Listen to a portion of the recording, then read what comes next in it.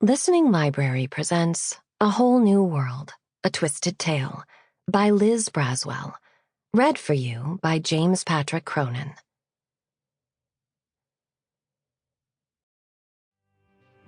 For my son Alex, who is not technically a scamp and is now old enough to read the books I write. Enjoy. Additional thanks to David Kazemi for details that helped bring ancient Agrabah to life, even if we can't agree on what makes a good baklava. LB. Prologue. A high white moon cast its light on the city below as brightly as the sun was said to shine in northern countries. White mud brick buildings gleamed like pebbles from a faraway beach. The golden onion domes of the capital glittered like a dream against the pale dunes and the dark, starry void.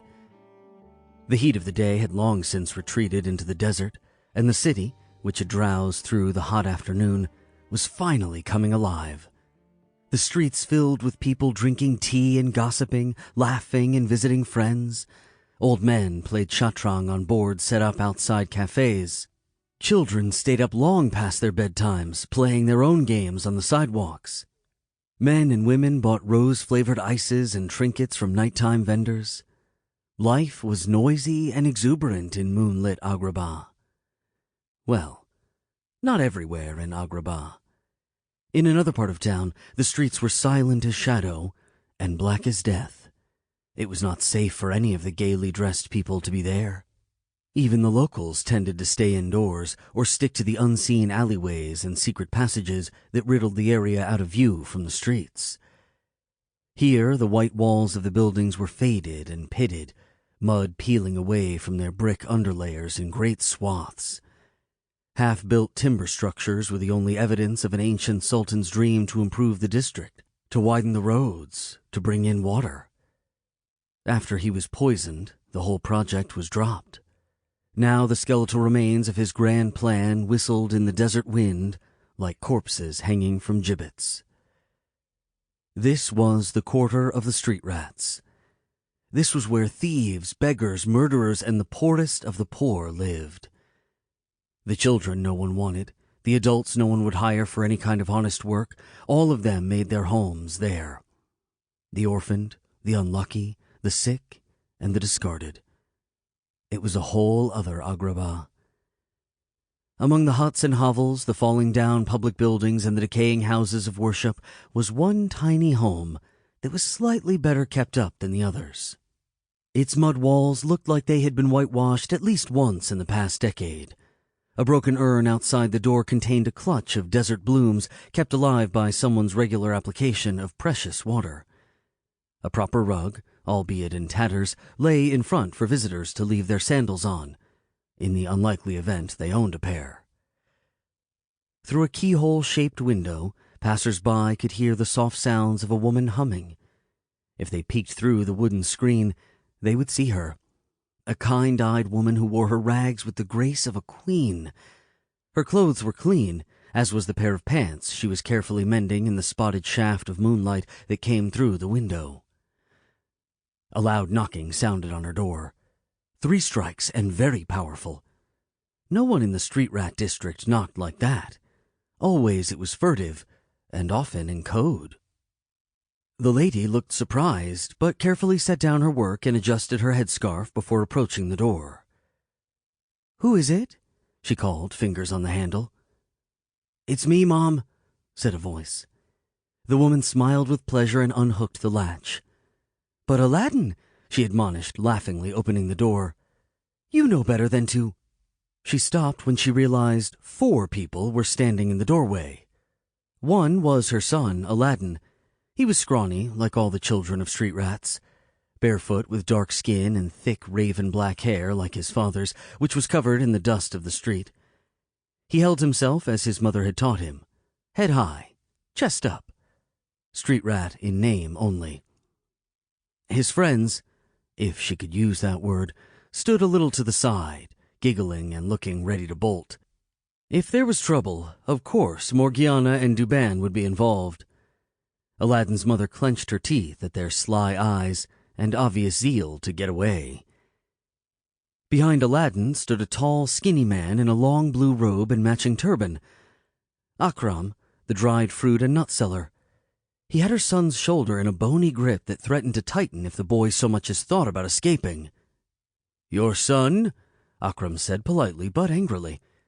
"And his compatriots? Once again they were at the market, stealing.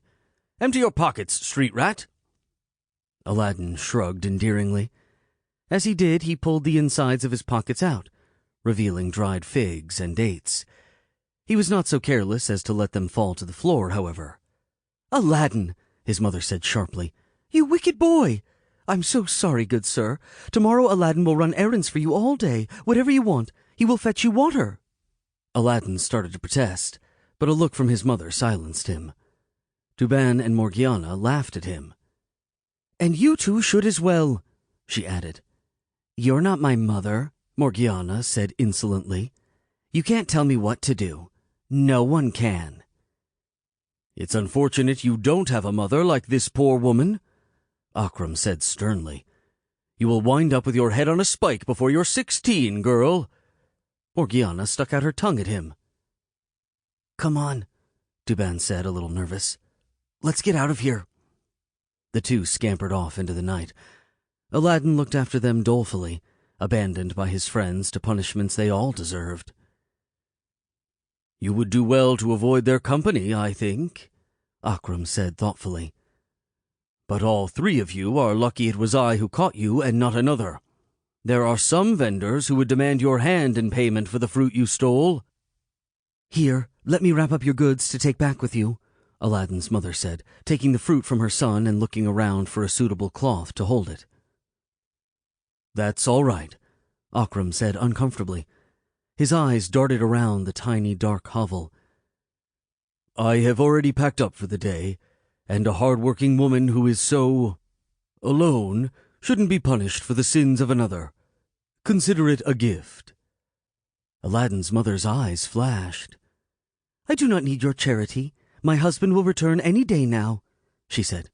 "Cassim will have made his fortune and will take us to a place more fitting for his family. I'm just ashamed of what he has to come back to in the meantime." Of course," Akram said soothingly. "I eagerly await seeing him again. He loved my cashews." Aladdin's mother basked in the glow of someone else's memory of her husband, as second-hand as it was. Aladdin slumped. Akram's hand returned to his shoulder, but instead of the hard pinch of an angry captor, it gave the nervous pat of someone who felt sorry for the boy. This only made Aladdin feel worse. "Here now, is everything all right?" A market guard, one of the younger ones, strode out of the night. He held a cudgel in his hand and had a serious look in his eye. "I heard there was a disturbance at your tent, Akram." "It is nothing, Rasul," the merchant said, just as soothingly as he had talked to Aladdin's mother. "A misunderstanding. It is all sorted now. Thank you for your concern." The guard, whose only sin seemed to be indulging in a little too much pastry, did not press the matter as other guards might have. He saw the quietly determined woman, the dejected-looking Aladdin, the poverty of the house. "All right, then. Akram, I will walk you back to your tent. This is not a safe place for respectable people like yourself to be at night." "1,000 thanks, Rasul." Akram gave Aladdin's mother a bow. "Peace be upon you." "And to you," she said, nodding her head. "And thank you." When the merchant and the guard left, she closed the door wearily and ran a hand through her son's hair. "Aladdin, what are we to do with you?" "What?" he demanded, no longer slumped, but grinning like a thief and jumping up and down with excitement. "Everything worked out, and look, we have a feast tonight." He excitedly pulled more figs and dates out of his pockets and put them in a chipped bowl.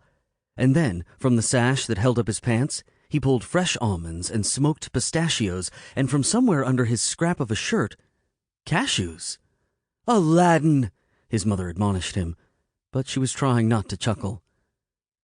"I did it for you, Mom. You deserve a treat. You never get anything for yourself." "Oh, Aladdin, I don't need anything, except you," she said, taking him in her arms and holding him tightly against her.